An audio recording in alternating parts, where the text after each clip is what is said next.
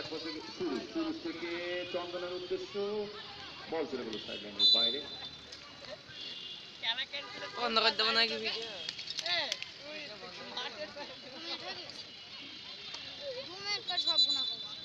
সব না, একটাই করতে বলেছি। থ্রোয়িং থ্রোয়িং থ্রোয়িং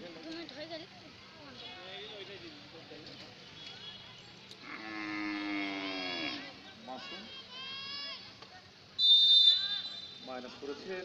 সতীত খেলা নিজেদের সীমানায় দেখে নিচ্ছেন, তাকে দেবেন লম্বা করে বাড়ানোর চেষ্টা, ঠিক মতন আবার বলবো সেখানে 5 নম্বর জার্সি নিয়ে সতীপ থেকে শিমুল শিমুল ঠিক মতন দিতে পারেন, বল চলে গেল সাইড লাইনের বাইরে।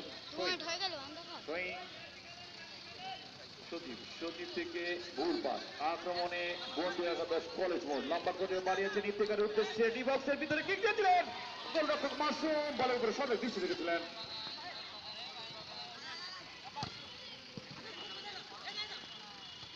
ভুল পাস 3 নম্বর জার্সি নিয়ে বায়োজিৎ বায়োজিৎ বায়োজিৎ থেকে